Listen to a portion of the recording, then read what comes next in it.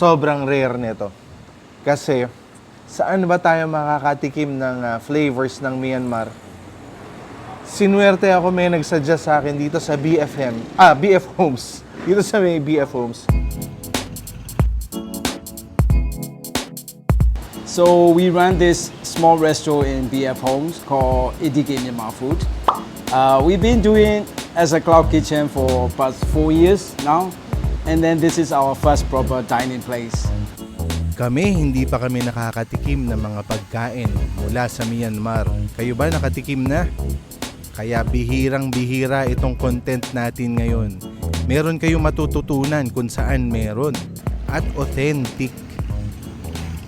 The reason we open in the first place is we want to share our cuisine with Filipino people, but at the same time, there's a lot of Myanmar people working here. So we want to bring the taste of home to authentic, real authentic Myanmar flavor to them, so they can cure a bit of their homesickness.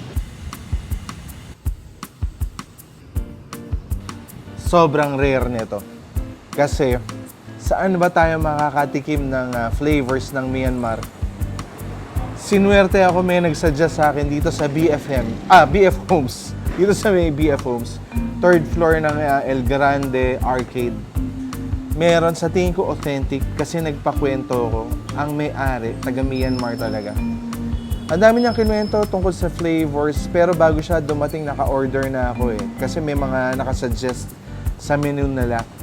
Uunahin ko na, lahat daw ng matitikman ko, may slight difference kasi iniisip ko ang Myanmar malapit sa India, parang some parts ng China, Thailand.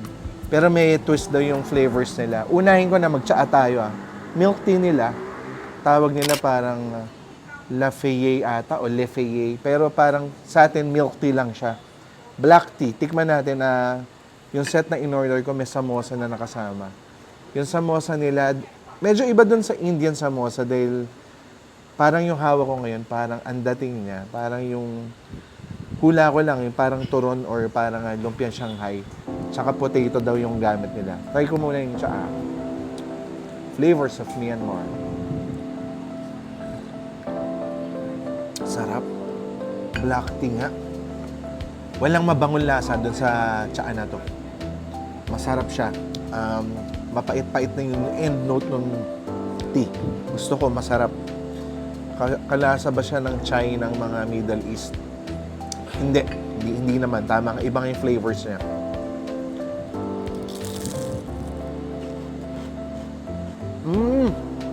Okay. Creamy yung potato nito at may konting spice.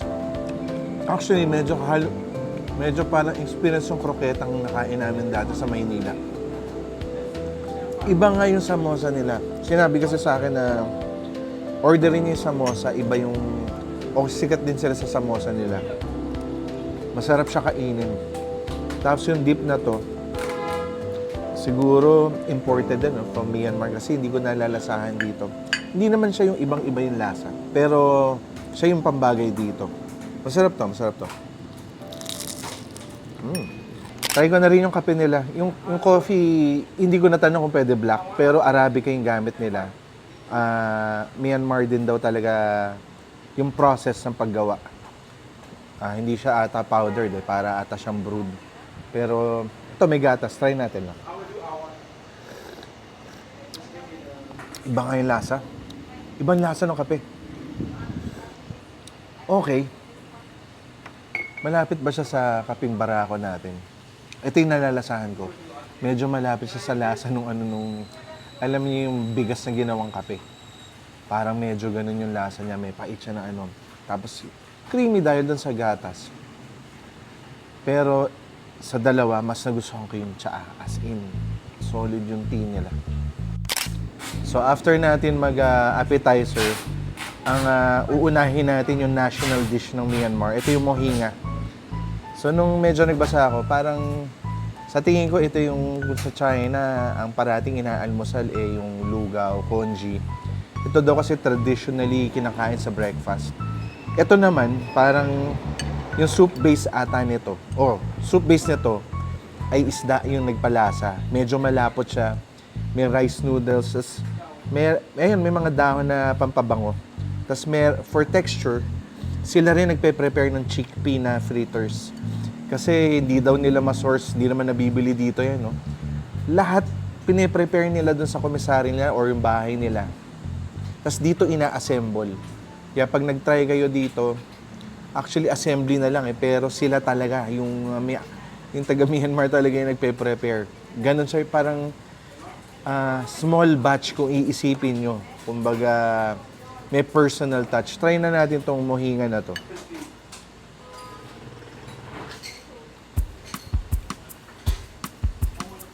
Ang sarap ng bango. Ngayon, nanggagaling ata yun doon sa mga, hindi ko alam kung green na kutsay ba to, ano. Mabango na rin yung yung titikman ko mamaya yung yung sabaw lang. Iba yung lasa niya sa lahat ng noodles natin. Medyo malapit ba sa palabok? Isa pa. Dahil yung palabok natin may chicharon. Ito may chickpea, oh. Diba? Tapos rice noodles din. Masarap siyang kainin. So, para talaga siyang palabok. Kasi may kalamansi Tapos sabi, yung iba daw, gustong-gusto yung sour version. So, na-try ko na yung original state niya. Lalagyan ko na ng kalamansi. Para talagang palabok. Pero, dahil sinabi sa akin, yung nag-serve yung may-ari isa, gusto daw niya yung chili version. Lalagyan ko ng chili flakes. So, parang Thailand experience lang din. Ayan, kasi ganun din yung itsura ng nila, yung dried chilies Ano kaya yung gulat na ilalabas nito?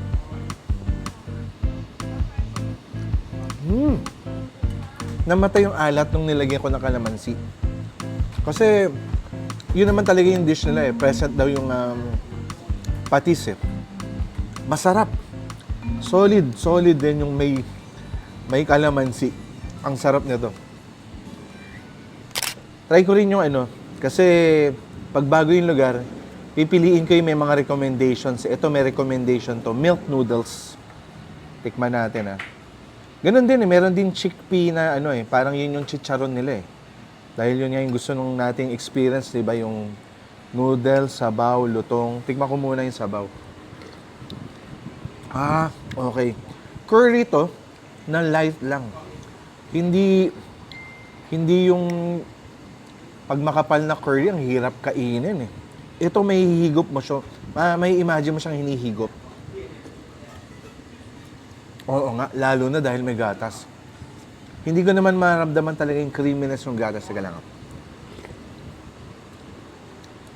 Masarap siya para yung natin. Kumbaga, yung sopas natin. Di ba masarap yun? Pero hindi naman ang bigat ng gatas kasi evaporated milk. Pero sa version na to, may curry. Kaya iba yung sarap. Try ko with noodles.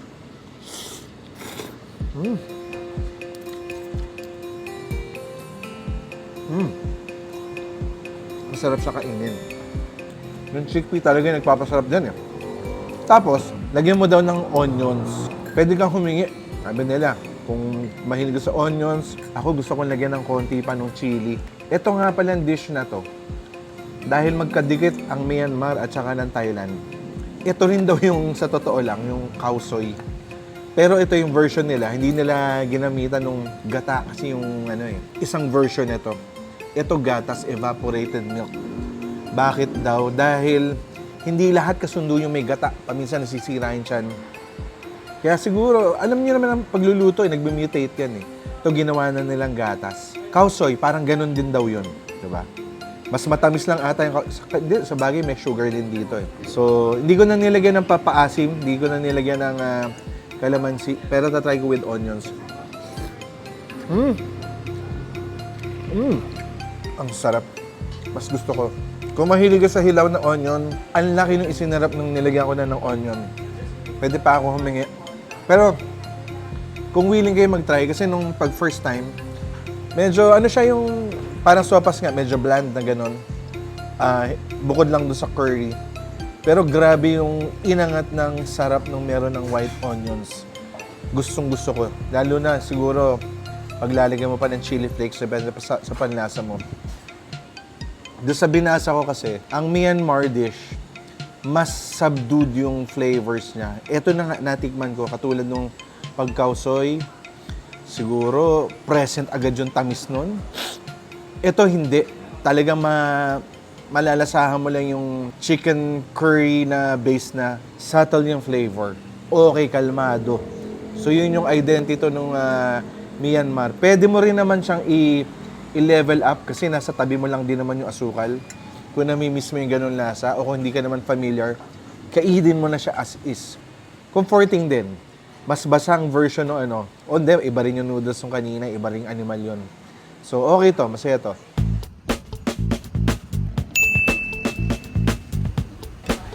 Ito, ang isa pang dapat yung orderin. Ito, obligado to kasi ito yung nag-define ng Myanmar experience. Itong salad na to, alam nyo kung bakit? Kasi sila lang yung bansa na kumakain ng actual tea leaves. Itong salad na to, ito yung Lafay Toke. Toke, yung ano daw yung kumbaga sa kanila yung action ng pag-mix. So, salad, parating yun ang lumalabas. So ito, excited na ako makatikim ng, ngayon lang kakain ng tea leaves na nakasalad form. Meron din siyang parang mga hibi na, ay hindi hibi ba to? Kamatis, cabbage, mani. Kung ano-ano, meron ding sesame seed. Ito na yun. Kumbaga parang nakatipid tayo, hindi na tayo pumuntang Myanmar. Pero natikman natin yung urig niya. Tikman natin. Sarap. May anghang. Ang sarap ng savory taste na to. Para siyang pinaghalong lumpia natin, pero yung lumpiang binondo natin na mas malutong kasi dun sa cabbage na lumpia natin / Thailand dahil sa chilies. Pero ibang-iba dahil dun sa lasa nun tsaa. Hindi lasa nun tsaa ang iniinom Para nakadurog yung tea leaves May ibang lasa siya na sobrang sarap. Sa tingin ko may dried fish pa to. Sobrang savory niya. Hindi siya yung lasang gulay lang. Ang sarap ng experience, isa pa. Pati yung mani. Kompleto sa textures Lasa. Sobrang sarap ng lasa nito. Pero kailangan adventurous yung taste buds mo. Kasi hindi siya ordinary, sinasabi ko sa inyo. Malakas din yung bawang na hilaw experience niya. As in, alam niyo naman siguro yung mga gusto kong taste profile. By now, baka nai-imagine nyo na nagustuhan niya. Medyo out of this world yun or bordering extreme, parang ganon. Hindi naman to talaga extreme, pero sobrang bago yung lasa sa akin na gustong gusto ko. In place of seaweed, ang ginamit naman tea leaves. Solid.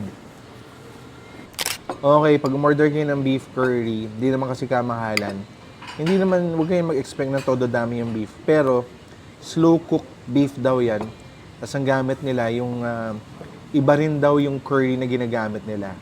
So, pag in-order nyo, may kasama na tong Bella Chan. Yan Ito talagang gustong-gusto nilang kinakainan. Tapos may drizzle yung kanin mo niyan. I think pwede umorder ng extra gravy ang tawag nila di ba?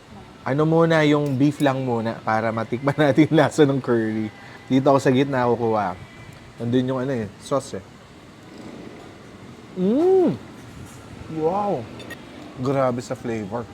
Ang sarap nung lasa nung meat. Hindi mo nalalagyan ng patis. Ang sarap. Tapos, yung lasa ng curry, tama yung, kasi tinanong ko baka naman pare-pareho na ng curry. Kahit daw yung chicken curry, hindi yung regular curry na sa Pilipinas sa dilaw. Hindi rin daw siya katulad ng red curry na nasa Singapore. Sarap na sarap ako sa lasa ng curry nila. Grabe. May konting gigil. Ganito yung curry. Parang ganon. Hindi, solid talaga. Walang arte. Hindi patawa yun. Masarap. May oil pa siya na naglilinger dito yung lasa. Ang sarap Tignan natin with Bella Chan. Bagay. Spicy pala yun. Ang sarap. Napaka-solid naman itong kain na to. As in, pagpapalit ko ba yung tapsilog natin dito?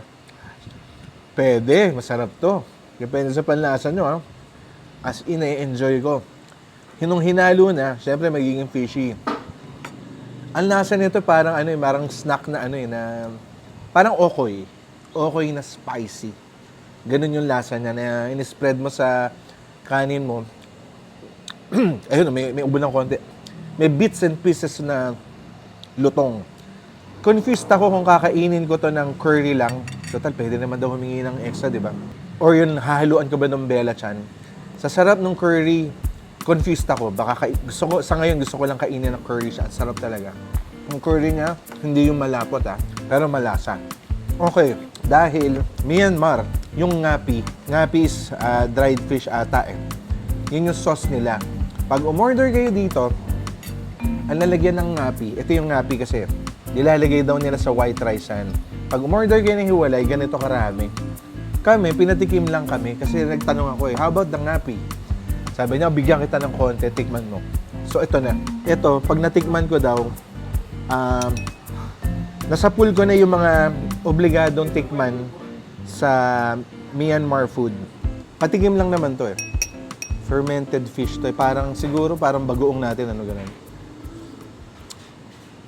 Oo nga. Magkakamag-anak talaga tayong lasa ng sa Asia. Parang bagoong din, pero mas light. Always, pag Myanmar ata, mas light yung Dahil tinikman ko siya mag-isa, maalat, ilagay ko sa kanin Kasi sa kanin daw tayo, iba daw white rice, lalagay mo na yung ngapi na yan. Tapos kung gusto mong kontrahin, may sinaserve na kasamang pepino. Oo nga.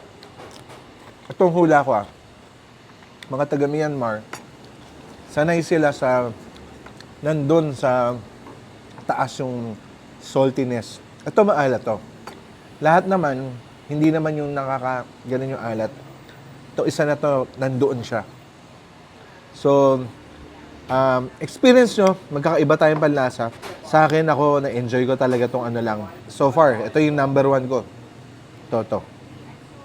Sarap ng curry. So, ito pinatikim na sa amin to. Ito hindi ko to in-order. Kumbaga, thank you. Pinatikim kasi nakita na nag-enjoy. Bella Chan rice. Yung maliliit na parang hibe o yung parang lasang okoy na nakaprito, kumbaga fried rice na may egg. Ang inspirasyon, kasi matagal na sila nakatari dito, yung parang tapsilog natin. Di ba nakita nila may kumain, itlog. Pero ito pag in-order nyo, rice at egg lang talaga. So, pinatikim lang ako ng dilis kasi siguro malakas din ang consumption ng mga taga Myanmar sa dilis. Tapos nakahanap daw sila ng magandang supplier. So, ito na.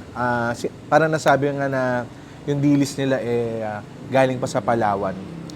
Try ko lang din tong Ito, na to, kumbaga, sariling take niya na to dahil sa years of experience dito sa Pilipinas. Kaya nilagay na rin niya sa menu niya. Try ko muna yung Bella Chan rice lang, wala munang dilis. May mga makakain ka pa palang buo-buo na matitigas na parang hibe nga pag in-order mo to. Okay siya. Parang okoy na kanin. Try ko with the to dilis.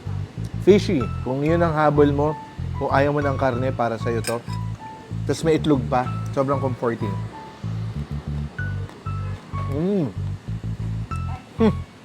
Dahil may dilis, sarap ng dilis na lang, tama. Parang Pinoy breakfast. Sa totoo lang, yung may bulad na ginagawa natin. Ito, dahil nga sa years of stay sa Pilipinas, nangyari ang ganyang kombinasyon. Pero, lahat ng kinain ko, sa totoo lang, bagay na bagay itong salad nila. Ito talagang hindi nyo dapat i-miss kasi ibang experience yan. Sa akin, sobrang treat yung lasa nito. Yung texture niya, halo ko with rice, hindi ko pa na-try. Sarap talaga. Hindi ko alam may konting funk siya Baka nga nanggagaling sa dahon Dito ko lang natikman yung lasa na yan. Ang sarap, every bite, parati ko na-experience yung peanuts. Gusto ko yung lasa nito. Almost like sauerkraut lutong yung yung cabbage, pero hindi sauerkraut asim. Meron, dahil mahilig sa asim at alat ang Myanmar daw. Tapos, meron silang service tea, na green tea, Pero galing din Myanmar. Subok pa ba ako ng dessert? Baka, kasi parang obligado rin yung coconut dessert nila. Solid so far yung experience ko dahil hindi Filipino. Anything new sa inyo, dapat try nyo intindihin, tas appreciate nyo. Huwag kayong mag-overthink, enjoyin nyo lang. Ako, yun ang ginawa ko, nag-enjoy ako. So, sobrang complete na experience natin. Yung meal, yung kumbaga appetizer, sobrang authentic. Pero yung dulo, kailangan daw may experience kasi sa lahat ng mas special occasions nila sa Myanmar, ito yung sinaserve. Ito yung talagang go-to dessert nila, yung coconut chokja. Yun yung ano nila parang gawa sa coconut. Tikman natin. Mula sa impression ko, 2 layers siya Parang mas matigas yung top, yung outer layer. So, titikman ko na siya ng isang buo. Gusto ko na tong tikman kasi unang punta ko pa lang dito, binanggit na, uy, masarap yung chokja. So, ending, ito na. Try natin. Wow! Masarap yung lasa niya. Super namdon yung coconut flavor na parang almond jelly yung joy, yung mouthfeel. Parang agar siya, pero super lasang coconut. Tamis, as in, upfront din yung sweetness niya. Kaya, perfect ending for this meal. Tapos, meron pa kayong free green tea from Myanmar. What an experience. Ako, as in, blown away. Mind blown. Hindi blown away. Mind blown kasi hindi ko ina-expect na sa bakura namin, meron kaming authentic na food na matitikman. Hindi ko pa napuntahan yung bansang Myanmar. But na-experience ko na siya agad by virtue of this restaurant. So, thanks for this. I hope na matikman nyo, lalo na kung nag-chase kayo ng flavors. You don't have to fly to Myanmar to do that. Punta na kayo dito sa BF Home. Solid na solid to. Gaboom.